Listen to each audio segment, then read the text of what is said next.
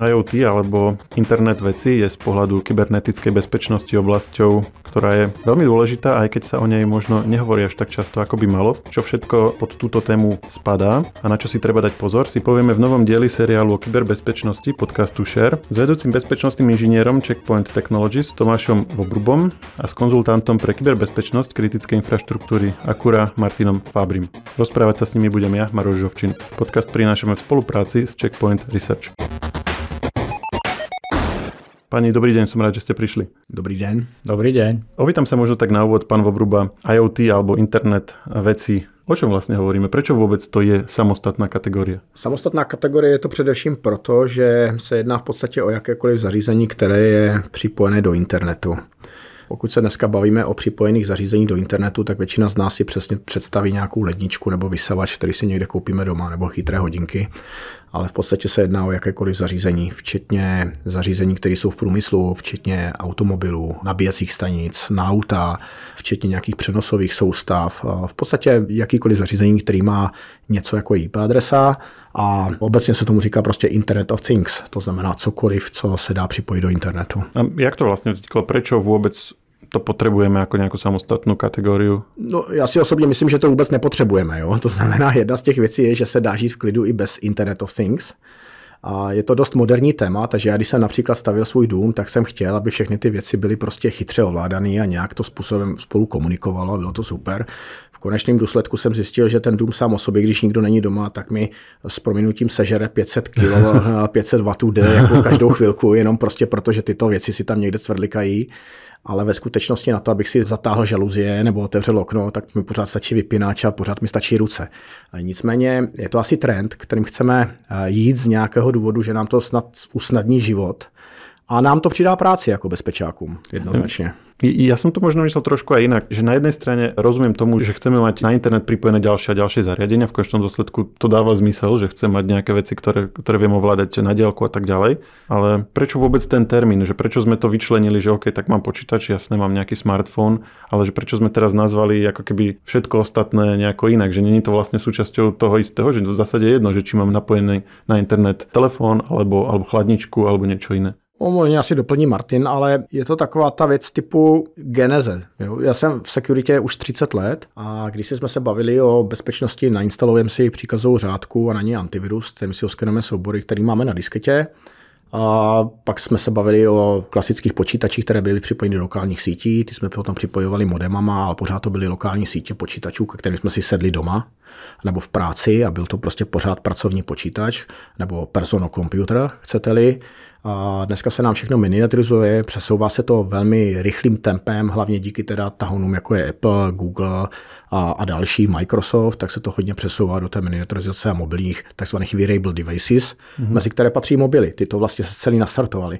A tato miniaturizace je něco, kdy je tam zatím biznis, jo, co si budeme říkat. Já si pořád myslím, že spoustu těch věcí nepotřebujeme, nicméně nám to s nějakým způsobem pomáhá v tom životě. A můžeme se bavit i o věcech, kdy nám to vyloženě i zachraňuje život, protože častokrát tyhle wearable devices můžou být i o tom, že vám to může zachránit zdraví nebo aspoň pomoci v tom, abyste přežili nějaký incident, který se tam stane.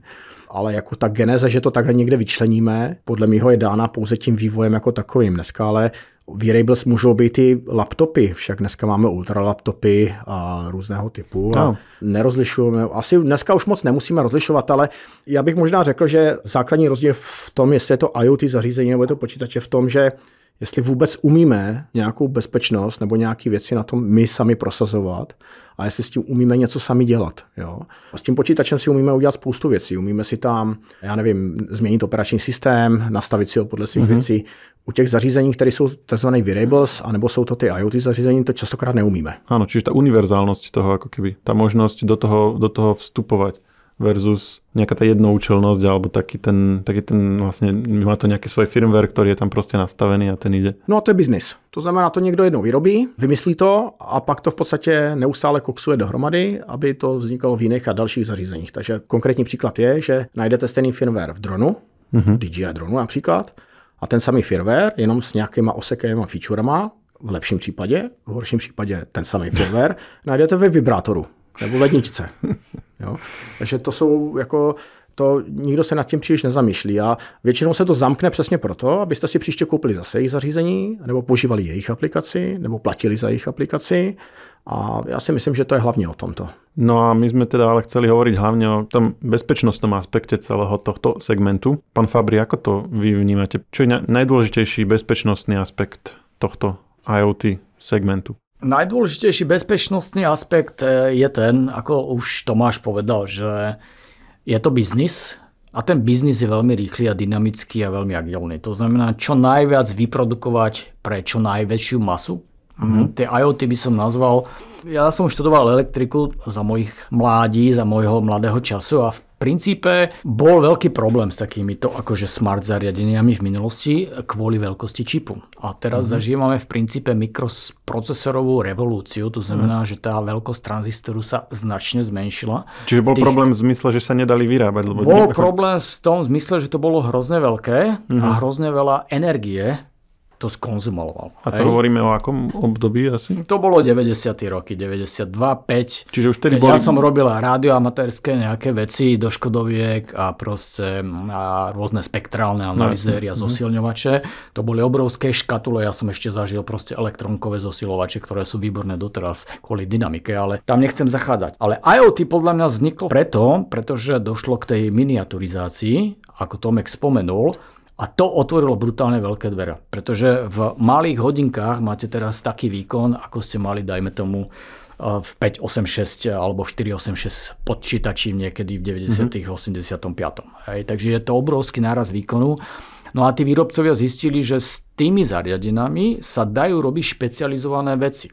Čiže to IoT ja beriem tak, že sú to špecializované krabičky alebo riešenia pre danú oblasť. A jedna z tých víziev samozrejme je bezpečnosť, keďže sa jedná o veľmi veľkú agregáciu veľmi inteligentnej elektroniky vnútri. Tu treba aj nejak zabezpečiť. Bohužiaľ, tí výrobcovia to chrlia jak na bežiacom páse a častokrát ten security by design a security by default chýba. A toto je pre nás výzva. Pretože tieto akoby aj domáce zariadenia alebo tá myšlienka sa pretavuje teraz aj do takého priemyselnejšieho sveta, ako sú nejaké nabíjačky pre elektromobily, aké napríklad senzorika na kontrolu stavy hladín vody a teploty a tak ďalej. A v princípe sú tie zariadenia podobnej filozofie, ako ich poznáme napríklad z domáceho prostredia, kde máte inteligentný vysávač a on tam má laserový skener a vám oskenuje proste celú miestnosť. Hej. Takže tie technológie sú veľmi podobné a samozrejme v závislosti od toho majú aj veľmi podobné zraniteľnosti. A čo sú také najvážnejšie hrozby, alebo čo sa stáva? Čo možno, ak viete povedať nejaký konkrétny príklad, kedy došlo k nejakej nehode alebo zlej veci, k nejakému problému práve cez útok na tieto zariadenia? Tak v princípe nedávno bol taký zaujímavý incident v Amerike, kde proste niekto vyhekoval smart vysávače.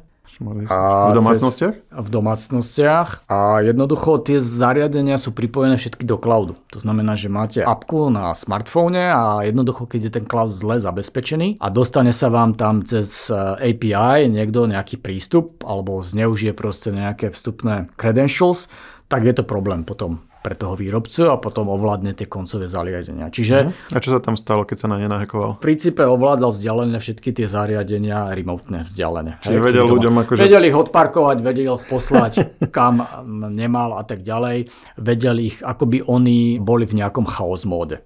No ale tu je potom tá otázka, že čo z toho majú? Lebo keď sa niekto nahekuje niekomu do počítača, tak mu zoberie odtiaľ jeho dáta, môže mu, keď sa mu nahekuje do nejakých platobných vecí, akože krádeže a tieto veci, alebo zahesluje mu nejaké osobné dáta, ktoré on potrebuje, prípadne nejakej firme, tie potom vymáha naspäť za nejaké výkupné a tak ďalej, že sú tam nejaké biznis modely, ale že čo sa dá urobiť, aká je motivácia niekomu proste začať s vysavačom behať po dome? No to bych možná doplnil, jo? Protože ta zásadní věc je, že když si člověk koupí domů vysavač a člověk jako mu řekne, hele, ale bacha, ten vysavač nemá jenom laserový skener jako vzdálenosti, ale má tam zároveň kameru. A vysvětlíte mu riziko například, že ta kamera je tam o to, že když někdo hackne, tak ten vysavač přesně tak, jak tady Martin řekl, tak už ví ten útočník, jestli jsem doma, jestli je tam nějaký pes. Může vidět, jestli je tam nějaký trezor, jestli je tam nějaká zabezpečovačka. Jestli jako dá se prostě, kde ten dům je, to je další věc, kterou zjistíte automaticky. Jo. A v tuhle chvíli už to je samozřejmě riziko, který každý mi řekne, ale co mě se může stát, kde mě zajímá, že mi nějaký vysavač někdo vyjekuje. Ale ve chvíli, když si vzpomenete na to, že najednou víte, jaký máte doma obrazy, jakou elektroniku tam máte, jestli jste doma, jestli máte zabezpečovačku nebo ne, tak ty rizika už jsou jasné. Jo. A to nemluvíme o rizicích typu, že ty vaše zařízení komunikují s ostatními zařízeními v síti. Jako ruku na srdce, 90% jako lidí kolem mě nemá doma segmentovanou IoT síť. Jo, to znamená, IoT zařízení jsou v té samé Wi-Fi síti, protože oni používají Wi-Fi v 99% všech příkladů, možná i 99,9%. A všechny tyhle zařízení prostě jsou na stejné síti, jako je můj počítač, pracovní, který já pak připojím někam jinam a tak dále. To je celá řada rizik, které z toho plynou. Jo, to, že pak někde slyšíme nějakým ransomwareu, tak tohle je asi v domácnosti celkem nezajímavý útok. Jo, tam jsou ty jiné. Čiže vy ste hovorili, že väčšina z nich nemá oddelenú IoT sieť a normálnu sieť. To hovoríte o podnikoch, či aj o domácnostiach? Že toto ja myslím, že nikto v domácnostiach asi nerieši nejakým spôsobom. V podnikách to lidi řeší většinou, jako, nebo aspoň se snaží. Jako to Martin asi doplní, že v podnicích se to řeší. Jo, to je jeho doména. Ale problém je v tom, že v domácnostech to nikdo neřeší. No, a myslíte, že by malo? No, jasně. Jenomže ty znalosti tam nejsou. Spravím si 2 Wi-Fi tým pádom a jedno bude na vysavač a druhé bude akože na notebook, že toto? No tak to je ideální, když to odjíte přímo takhle natvrdo, ale ono se vám to stejně potká na tom přístupu do internetu, takže pak musíte mít doma nějaký firewall. Musíte mít znalost toho, jak ten firewall ovládat. A já, když jsem se ptal na nějaký konferenci jako sekuriťáků a lidí, jako manažerů, tečkových lidí, kdo z nich má doma firewall v hodnotě alespoň 100 €, tak všichni mi řekli, že mají dražší domácí a kávovar než firewall. No jasné. No, a ten firewall nic neumí. A vy ho neumíte ani ovládat a nastavovat, tak neumíte udělat ani segmentaci. A tohle je velký problém pak. Tak. No. Ako sa hovorí, obuvník chodí bosý. Takže presne je to tak, ako hovorí Tomek. A ja ešte doplním k tým vysávačom. Jedna vec je kamera, ale druhá vec je tá, že ten vysávač obsahuje veľa, by som povedal, senzitívnych údajov, ako napríklad pôdorys celého vašeho domu. Tak. To znamená, že ten zlodej, ktorý sa akoby nabúra do toho zariadenia, nazvieme ho digitálny zlodej, vie presne, kde máte aký pôdorys, kde má akú izbu a môže napríklad dedukovať, lebo na tom vysávači si popíšete, že to je spálen, to je kuchyňa, neviem čo. A on vie presne, kam ísť kradnúť. Hej? Keby ste mali nejaké cennosti. A myslíte, že to bol ten prípad aj v tej Amerike? Že to nebol ten prípad. Prípad bol ten, že v princípe chce niekto si spraviť zábavku. Čiže to bolo len... To je case number one toho útočníka. Že proste tie vysávače pošle, kde chce, že má tú silu s nimi manipulovať. Len ja tu vidím ešte väčší problém, ktorý sa môže pretaviť aj do toho priemyselnejšieho sveta. To znamená únik osobných informácií, či už videozáznamy, či už digitálne záznamy, nejaké pôdorysy, či už nejaké dokumenty a tak ďalej, ktoré už môžu byť predmetom vydierania. Lebo predsa len, keď ten vysávač má kameru a vy tam chodíte nahatý po byte, tak samozrejme to už je podľa mňa väčší problém. Hej? No to hej. A majú kameru? Či oni majú, myslím, že ten LiDAR a tieto veci? No, či niektoré aj majú? Majú, ale teraz sú rôzne kombinácie aj s kamerami, aj s LiDARom, aj furt sa to vylepšuje. A je to pořád jako velký téma. Jo? Doplním, jako na Devconu je jako docela jako takový jeden pán, takový hacker, který tam chodí pravidelně. Devcon to je konference. Devcon je poměrně velká hackerská konference, která je komunitního typu a ten tam každý rok má prezentaci, jak hackuje další a další novější vysavače, které se neustále vylepšují a s ním ty vendoři přestali jako komunikovat. Jo? A už mu zakázali přístupy a zakázali mu kupovat si ty zařízení a tak. A ten tam přesně tyto věci ukazuje. Oni vám tam přidají kameru proto, aby to bylo přesnější a nepadalo to ze schodu. Nebo když to tam najde, já nevím, výkaly od vašeho psa, tak aby je to nerozezdilo kolem a vyhlo se jim to. Vždycky to nějakýma písmenkama malýma v tom papíru popíšou a zdůvodní, proč to tam musí být, a vy to neumíte vypnout. Ja len doplním, že ono sa to môže javiť ako nejaký zábavný prípad, keď niekto manipuluje s vysávačmi. Ale sú prípady, keď IoT zariadenia, napríklad kamery, boli zneužité napríklad ukrajinskou SBU, ktorá sa nabúrala do kamier ruských vojakov a respektíve aj do nejakej kritickej infraštruktúry, kde nejakým spôsobom potom zamerali už konvenčný útok nejakými konvenčnými zbraňami. To znamená, že cez kamery si pozreli, ako to tam celé vyzerá, celý ten priestor, zistili samozrejme locations podľa GPS a pekne si zamerali útok. Takže takéto útoky sa dajú využiť aj na armádne ťaženie alebo stratégiu. A samozrejme nehovoriac o tom, že smartfóny, ktoré boli hackované pre ruských vojakov, ktorí sa napojili na cudzie BTSky, ktoré podstrčilo SBU a tak ďalej, to je ďalší prípad. Hej? To znamená, že tých caseov je obrovské množstvo. Čím viac sme smart, tým viac sme náchylnejší, že nás niekto hackne. Dalo by sa povedať, že je niečo, čo je taká obzvlášť typická cieľovka alebo typická zraniteľnosť, možno keď sa trošku presunieme aj do toho biznisu, keď povedzme hovoríme aj o tomu Slovensku alebo o tomto našom regióne, že je niečo, čo je možno taký trend, že povedzme tento rok alebo tak, cez čo napríklad na slovenské biznisy by sa niekto vedel alebo sa skúša dostať. Jako pokud mluvíme v kontextu IoT, tak si nemyslím, že existuje nějaká trendovka. Ono je to o tom, jakože dneska existuje spousta veřejných aplikací, jako je například Shodan, který vám sbírají spoustu informací o tom, kde na jakých IP adresách, kde je co otevřenýho, řekne nám to dokonce, jaký jsou IoTčkové věci.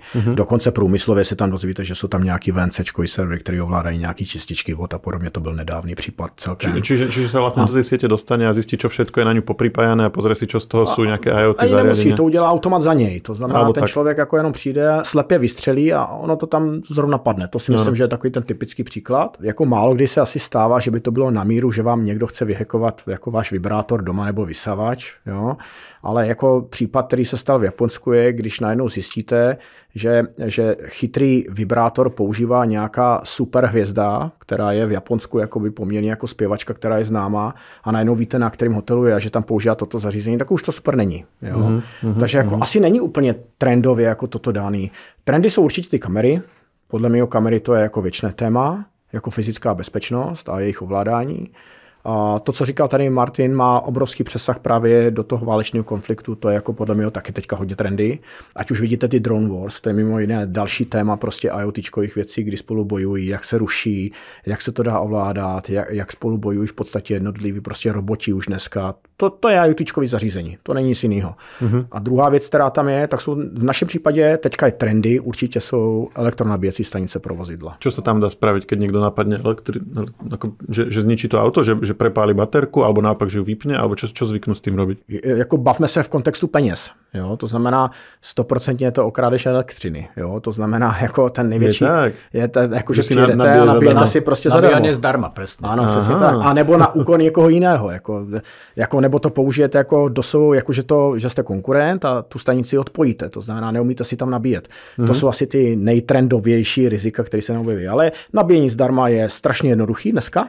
Dá sa niekomu aj to, čo som povedal, že zapáliť auto, alebo tam sú tie bezpečnostné riešenia také, že to by sa... Bývaly případy, nevím, jak je to dneska, to by asi Martin řekl, ale bývaly případy, že IoTčka a ovládání smart věcí v autech bylo propojeno. To znamená, ty CAN-busové systémy byly propojeny do jednoho jediného řídícího kanálu, to znamená, mohli jste ovládat nabíjení vozidla, ale třeba jeho brzdy, akcelerometr a tak dále, skrze prostě simku, která je tam v každém autě dneska vražená. Vlastně, když si koupíte auto, tak je tam vždycky simka. To znamená, že auto je IoT zařízení.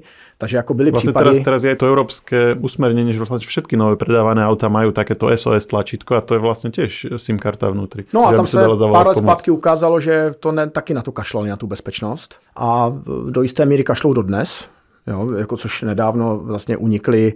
Kdy to bylo? 2 měsíce zpátky, kdy Volkswagenu utněkli obrovské množství dat? Právě díky těm vlastně nezabezpečeným simkám a ty cloudové služby, která tam kolem tohohle stojí. Takže je to tak asi 2 měsíce. V princípe, tak jak to sledujeme, každá automobilka už bola nejakým spôsobom vyhekovaná. Či jednak infraštruktúrne, alebo už zneužite proste nejakého mini riadiaceho systému na CAN-busoch v rámci nejakého auta, Jeep, proste manipulovali na diaľnici, vzdialenia a tak ďalej. Nedávno som videl pekný hack na Subaru, kde jednoducho vy ako majiteľ Subaru sa prihlásite do cloudu, kde akoby sa staráte o to svoje autíčko, ale takisto ho viete aj nejak vzdialene manažovať, to znamená naštartovať vzdialené cez aplikáciu, keď ráno chcete mať vyhriaté auto. Viete zistiť lokáciu toho auta a tak ďalej. Proste údržba sa cez to robí, čiže nejaké OTAčka, update over the air. No a proste jeden takýto devkoňák sa k tomu posadil a chcel zistiť, ako je zabezpečený ten portál, pretože svoje mame kúpil takéto Subaru. No a v princípe ovládol tak ten portál aj všetkých ostatných zákazníkov, že jednoducho vedel vypnúť to auto na diaľku. Bol na to klásny. Za jazdy nejako, že išlo po diaľnici a on ho vypol? Nie za jazdy, ale jednoducho vedel to zamknúť tak, že to auto nenaštartoval. Áno. Ja videl presne obrácený príklad. Když zase Teslu vyhekovali přesně takovýhle devkoňák, zase si koupil Teslu a tam máte softwarově omezený vlastně, jakou výkon baterie si kupujete. Ano. Jo, podle toho platíte. Tak oni se koupili tu nejlevnější Teslu a odomkli tu featureu, tu nejdražší, přesně tak. Odomkli si presne zadný výhrev sedačiek a takéto veci. Áno. A autopilota. Musím povedať, že vzhľadom aj na takéto devkoňacké akcie sa rapidne posúva bezpečnosť, hlavne takých IoT zariadení, ktoré sú akoby v radare tých útočníkov. Hej? Pretože tu už sa bavíme o aj nejakom safety impacte, keďže auto je proste vražedný nástroj za istých okolností, tak už aj tá bezpečnosť v tejto oblasti sa zlepšuje. Poďme o tej bezpečnosti trošku, lebo povedali sme si nejaké príklady, je to zaujímavé, ale teda čo sú tie najčastejšie nedostatky v bezpečnosti, to si môžeme akože popísať a potom si povieme nejaké, že tie základné odporúčania, že čo ako prvé sa dá riešiť. Čiže kde sú tie hlavné nedostatky? Hlavní nedostatky je především používání zastaralých systémů právě z toho, abych si to zjednodušil. To znamená, jestliže vím, že existuje nějaký framework, ono to tady Martin naznačil v podstatě tím, že mám nějakou miniaturizaci čipu, tak ten čip je dneska v podstatě vysoce integrovatelný. Ono se tomu říká VLSI, vysoce integrovaný čipy, nebo je to system on the chip, to znamená SoC, to znamená, že v něm máte všechno. Máte v něm disk, máte v něm paměť, máte v něm CPUčko, je to prostě kompletně se vším všudy, s Wi-Fi, se vším. A prečo to, že to je všetko v jednom, je jako bezpečnostně? Není, ale k tomu potřebujete operační systém. Jo, ten operační systém ovládá vlastně stejně tak, jako váš počítač ovládají Windows 10, tak tady běží obvykle nějaký Linux. Ten Linux obvykle někdo někdy vyrobí a pak už ho příliš moc nepečuje nebo neřeší, takže tam najdete Linux za krále Klacka, to znamená rok 2012, častokrát 2015, 10 let staré věci, které ale už z principu obsahují zranitelnosti, které, kdybyste měl doma na svém vlastním webovém serveru, tak zupdateujete Apache server nebo Nginx a máte vyřešený. Tady to ale nikdo neudělá. Jo, to znamená... to sú asi často už aj potom zverejnené nejaké zraniteľnosti, ktoré medzičasom už boli na tých oficiálnych Linuxových distribúciách opravené, ale tým, že tu je verzia z pred 20 rokov alebo 10, tak... A navíc vám to ještě zjednodušují ty showdany a různý portály, které vám dávají tyto informace jako kompletně na talíři, což mimochodem Martin udělal docela pěknou analýzu právě postmortem na to jako nedávný případ, který bylo, tak přesně čerpal z těchto informací, které jsou prostě dostupné.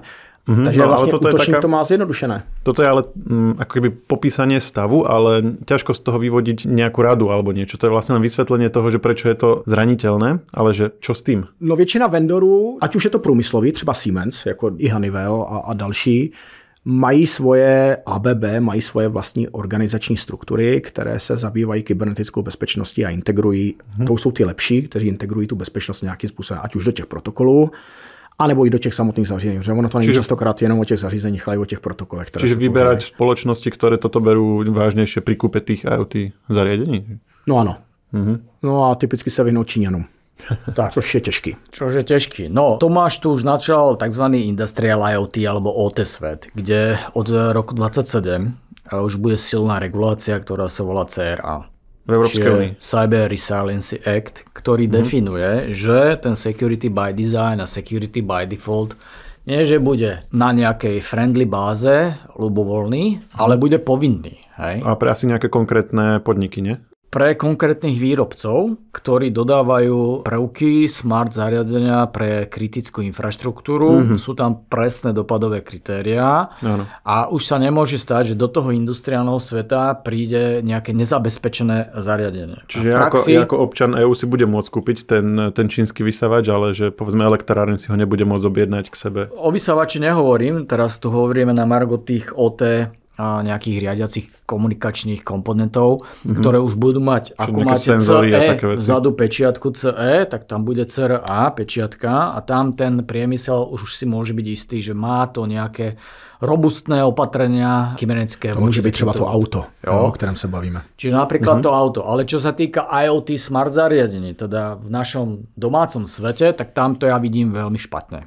Pretože ako Tomáš povedal, tu je kopec výrobcov, ktoré jednoducho vyrobia 100 000 smart zariadení, ale o rok ten výrobca už neexistuje. Skrachuje. To znamená, tam už nie je podpora, to už niekto nepačuje, je to deravé, takže potom prídu chlapci z Defconu a rozbijú to na prach. Ale to je preto, že vy nevyhodíte to smart zariadenie, lebo vám funguje ešte, dajme tomu ďalších 5 rokov. Stalo vás nejaké peníze? Máte smart zásuvku, ktorou si zapínate, vypínate ohrev bazéna alebo čerpadlo bazénové, na čo by ste to vyhazovali, keď je to stále fajn. Hej? Ale to, že už to není podporované výrobcom 5 rokov a že to má kopec zraniteľností, to už nikto nerieši. Hej. Takže tu ja vidím problém. A čo sa týka zraniteľnosti, IoT má presne tie isté fundamentálne zraniteľnosti ako ktorékoľvek iné digitálne zariadenie. Je to operačný systém? Operačný systém, slabé zabezpečenie prístupových údajov, slabá politika hesiel a slabá architektúra a v princípe design toho celého zariadenia. Hej? Nulové bezpečnostní softwarové komponenty, slabé šifrovanie. Čiže čo s tým viem urobiť je teda vybrať si zariadenie, ktoré je od niekoho, kto toto berie vážne, ten výrobca alebo ten dodávateľ. To není záruka ničeho, bohužeľ. Lebo aj tak sa to všetko vyrába v Číne. Áno. Ja z môjho pohľadu užívateľského, teraz ako home user, si vyberám v rámci toho, ako renomovaná značka to je. Hej, ako neobjednávam z nejakých čínskych trhov, nebudeme robiť reklamu, to nie je moje, ale v princípe musí to byť nejaká značka, ktorá má nejaké ktorá je etablovaná na to. A že bude existovať asi za 3 roky. Čo presne ten Siemens asi bude, ale ten nejaký Ugrov X nemusí už. Nejaký smart zvonček, ktorý už proste vyrába ten výrobca 10 rokov, tak dúfam, že tu bude, lebo je veľký. Hej. No a potom ste hovorili to oddelenie sieti. To je asi niečo, čo viem robiť bez ohľadu na to, aké zariadenia mám, ako keby takú druhú vrstvu tej ochrany. A to můžeme úplně utíct od IoTčka, že jo? Tak všichni máme doma děcka, jo? A já se blbou říkám, že přijde čas, kdy je jako dobrý kontrolovat, co holky uploadují a kluci downloadují. Jo? A v rámci tohohle z toho, jako, já si ty děcka jako segmentuju taky, protože oni si sdílejí Wi-Fi kódy, a mají tam mobily, na kterých vidím, že furt stahují kdeco na základě barevných klikátek prostě v reklamách a na počítačích jede co a mají různé chytré hodinky. Mimochodem, když jsme z těch hodinek, tak jako ani jako záruka renomovaného výrobce, jako je Garmin, oba máme tady Garminy, tak není jako to, že to bude bezpečné. Jako zase nedávný případ. Jo. To je pravda. No. Takže jako v rámci tohohle z toho, ale jsou schopni se poučit. Jo? Ty čínské firmy ty to zahodí, vyrobí nový zařízení. A jak dokončíte tu myšlenku, čiže tím segmentováním jste... Takže tou segmentací prostě odstíním ty nebezpečné rizika od toho, co já potřebuji, aby bylo v klidu. Takže když mám doma serveronu s nějakým datovým storagem, NASkou, kde si zálohuji svoje fotky a další věci, tak nechci, aby byli zaransomwareovaný, nebo aby je někdo vyhackoval a odnesl pryč, protože tam můžou být fotky jakýhokoliv typu. Jo? Tak ty si hodím někam bokem. A když se podíváte do korporátního prostředí, tak se častokrát toto neděje ani tam. Jo? To je bohužel praxe. Jo? A konec konců proto se mluví o těch případech na Slovensku, o kterých se mluví, protože toto se děje. Takže jako doma bychom měli začít dělat přesně to samé. A jako back to basics, o segmentaci a zero trust, ono se teď hrozně mluví o zero trust, to je network accessu a o zero trust. No, mali sme aj o tom na jeseň jeden diel a bolo to veľmi zaujímavé, že vlastne budovať architektúru s tým, že keď už sa do nej nabúrajú, čo vlastne vedia všetko urobiť a aby toho bolo čo najmenej. Ale to je přece princip stejně tak starý, jako je kybernetická bezpečnost. To je 30 let starý princip.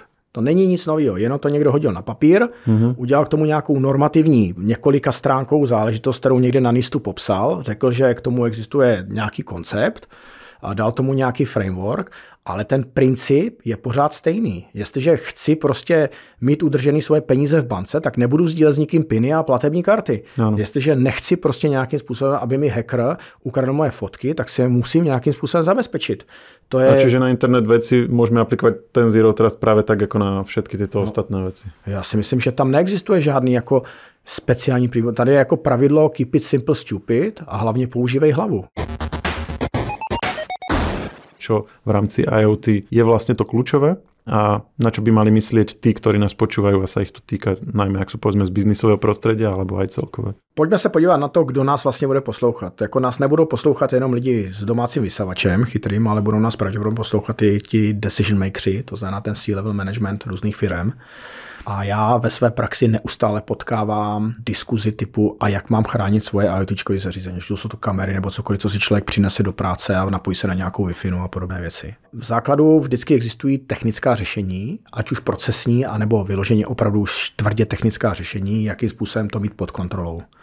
Základem je mít nějaký asset management, to se týká IoT-čkového světa, IT-čkového světa, IoT-čkového světa, to je celkem jedno, to znamená vědět, jaký zařízení v té síti jsou. Trendem je využití umělé inteligence, i když je to strašně silný pojem, jako v tomto ponětí, jako je spíše machine learning, to znamená využíváte nějaké automatizace na firewallech a na přístupových bodech k tomu, abyste povolovali přístup těch zařízení jenom tam, kam mají mít přístup, případně je sekali, když víte, že jsou nebezpečné. To znamená, víte o tom, že například jsou tady nebezpečných čínský hodinky, tak je prostě seknete, aby v té síti prostě nebyly povoleny. To jsou ale prostředky, které můžete použít v korporátním prostředí, který mají na to peníze.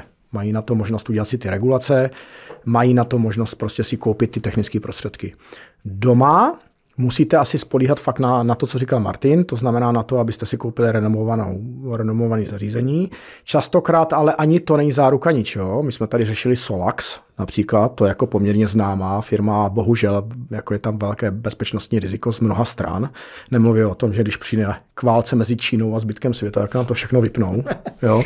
A druhá věc je, že k těmto zařízením vy nemůžete jakoby přistupovat jinak, než že byste měli s nějakým respektem. Nepoužívat to prostě slepě, nahrávat tam všechny svoje data, ať jedno, jestli je to chytrý mobil, nebo jsou to hodinky, nebo je to něco, prostě vypínat co nejvíc věcí fakt jako reálně nepotřebujete, protože tím to omezujete. A samozřejmě pak jsou vendoři, jako je Checkpoint třeba, který jako se snaží do toho nějaký ten bezpečnostní framework jakoby vložit. My jsme se tady bavili o CRA, podobné obecné frameworky na bázi otevřeného světa existují i v rámci IoTčka a různí vendoři bezpečnostní, ať už je to Palo Alto, Checkpoint, Fortinet, Cisco, se snaží do toho prostě vkládat tu myšlenku, že by tam ti vendoři to měli dělat, ale všechno je to o penězích, nikdo vám to nebude dělat zadarmo. A problém IoTčkových zařízení je, že jsou extrémně levné. To znamená, vy si dneska koupíte chytrý vysavač v hodnotě 5000 korun, to je asi 200 euro v přepočtu, nic to nestojí, ale kdybych do toho chtěl dát tu security a nějakou tu přidanou hodnotu, tak to bude stát násobně víc. Super zhrnuté, za mňa len dodám, že všeobecne vzaté to IoT otvára obrovskú plochu útoku. Pretože každé to zariadenie je connected. Hej? Čiže všetko je connected a z môjho pohľadu príde AIčko, aj do tohto sveta už pomaly prichádza. A hlavné trendy budú smart cities, ktoré sa už teraz vo veľkom hackujú. Napríklad v Moskve vyhackovali veľkú sieť senzorov, ktoré merajú napríklad metán v odpadových šachtách alebo merajú, či náhodou nevznikne niekde požiar. A toto, keď stratí to mesto, dajme tomu 20 000 senzorov a nie je to dobre zabezpečené, tak to sú obrovské škody, pretože ku každej krabičke treba fyzicky vybehnúť a fyzicky ju vymeniť. Jednoducho tí útočníci to vedia tak zabrikovať, že to úplne zapália tú krabicu v úvodzovkách digitálne a tá krabička sa už nedá obnoviť. To znamená, že musí tam byť výmena nejakých 20 000 boxov. A toto vidím ako veľký problém zabezpečiť tak rozsiahlu infraštruktúru s tak veľkou plochou útoku. A nastoliť nejaké štandardy, ktoré jednak bude vynúcovať aj EÚ, že sa tu nebude predávať hocičo. Čiže z toho priemyslu tá CRAčka, čo som spomínal, musí jednoznačne prísť aj do tých domácností. Lebo jedna z výhod tej EÚ je fakt, že regulácia. Hej, ako môžeme nadávať, že sú byrokratickí, neviem aký, ale ja som rád, že moja dcéra nemá napríklad nejaký čínsky šampón, že proste máme európsky šampón, pretože v tom čínskom tam môže byť kopec chémie, ktorá tu je neakceptovateľná. A to isté je aj s tými elektronickými zariadeniami. Ja som rád, že to prejde cez nejakého regulátora, ktorý si to otestuje, spraví nejaký reverse engineering, otestuje, kde to chodí, ako to komunikuje, viď DeepSeek a spol. Jo? Teraz je to veľká téma v cybersecurity, jak to kradne data od užívateľov. Takže tu treba mať nejaký zdravý sedliacký rozum a patričně k té IoT aj takto přistupovat. Tak, ono to má samozřejmě pak velké dopady. Jo, teďka, jak ty si tady zmiňoval třeba to, že vypadne půlka města, tak v Izraeli příklad útoky na traffic lights, na semafory. Jo, způsobí chaos, když to uděláte v městě, jako je Moskva nebo Paříž, je vymalováno. A je to propojeno s kamerama, to znamená, dá se to pěkně povypínat, může to sloužit jako dosový útok na nějakou jinou kritickou infrastrukturu. Když začala válka na Ukrajině, první co bylo, miliony dosových útoků, ransomwareu, Vipery, který mazali prostě servery všude, ale impaktovalo to i dánskou a německou ekonomiku. Například tím, že vyhackovali to byly OT-čkové věci, nechtěným způsobem ovlivnili v podstatě hackování i větrných elektráren, které někde byly, protože tam byly prostě routery, které byly zraněny a přesně to se stalo, oni odpálili tak, že se ty routery museli vyměnit. No. Prostě ty smazali firmware a ten router naběhl a hotovo. A teď musíte dojet někam na to moře a všechno vyměnit. To byly obrovské dopady. Jo? Takže dneska je to prostě ty smart city, asi souhlasím, že to jako může prostě v nějakých budoucích konfliktech způsobovat obrovský chaos a pomáhat to útočníkovi. Měli bychom si to umět regulovať. Mne sa veľmi páči, ako sme to nakoniec uchopili, lebo keď sa povie bezpečnosť IoT, tak na prvú človeka možno nápadne nejaká chladnička pripojená na internet a že čo už len s tou sa akože dá spraviť. Ale vlastne sme sa dostali k tomu, čo vlastne sme donedávna vydávali v cyberpunkových seriáloch a filmoch, že nejaký hacker sa zmocnil auta, že sa zmocnil elektrárne alebo nejakých senzorov alebo nejakých priemyselných strojov v nejakej fabrike. Že vlastne tým, že všetko je čoraz viac popripájané na sieť, tak vlastne aj o to viac alebo to všetko vie potom nejaký hacker nejako kontrolovať alebo sa toho zmocniť. Že už to není len o tom, že ukradne niekomu nejaké dáta z notebooku, ale že vie reálne vlastne manipulovať akože nejakú technológiu v priestore, v ktorom ľudia žijú a celé to je také vlastne aj oveľa strašidelnejšie. A myslím, že sme to dobre načali ako taký úvod a že snáď sa ešte niekedy k tomu vrátime, lebo tam je toho naozaj veľa, čo by sme mohli aj akože čiastkovo rozbrať, že čo všetko sa dá, môže, ako sa tomu vyhnúť. Víte, kdo je nejhodnotnějším cílem v ukrajinském konfliktu? Rusko-ukrajinském konfliktu aktuálně? Operátoři dronu a operátoři těch energetických věcí a hackři. To znamená, ten hacker obvykle sedí někde 5 km za frontou, aby hackoval, counterhackoval a prostě tam probíhá poměrně silná elektronická válka. Když zjistíte, kde ten člověk sedí, pošlete tam dron a zabijete ho a máte klid a můžete útočit z vojáky. Tak, no. Je to elektronický warfare takzvaný, takže v princípe to tiež posunulo tú vojnu do úplne iných sfér. Vlastne hlavná postava týchto cyberpunkových románov býval hacker, že? A teraz hovoríte, že to už je ten hlavný nepriateľ v tej vojne, že už to nie je ten sniper, čo proste trafí akože na 3 kilometre niekoho, ale je to vlastne ten chlapík za počítačom. Áno, boli tie príbehy o Neuromancerovi a tak ďalej, čiže tie storky. Je to tak Blade Runner a tak ďalej, Matrix. A v princípe sa rútime do takéhoto sveta, lebo napríklad Skynet bol proste veľmi nadčasový film, hej, z Terminátora, hej. Čiže Skynet a sieť v Terminátorovi a v princípe už začíname žiť takú dobu, hej. Skynet měl loni výročí. Jo? A mělo dojít právě rok 2024, tak měl být konec světa. No tak nebyl. Nebol, ale zdá sa, že nemusia už veľa ďalších dielov robiť, lebo za chvíľku už si to proste budeme naživo. Jo, a inak takto, ešte posledný trend, ktorý ma teraz napadol, je, že napríklad Optimus od Tesly, robot Cyborg, bude už k mání za $30,000. Hej? A zoberte si, že ten robot je proste vyšší ako človek, má to 2 metry, ako niektorý človek priemerný.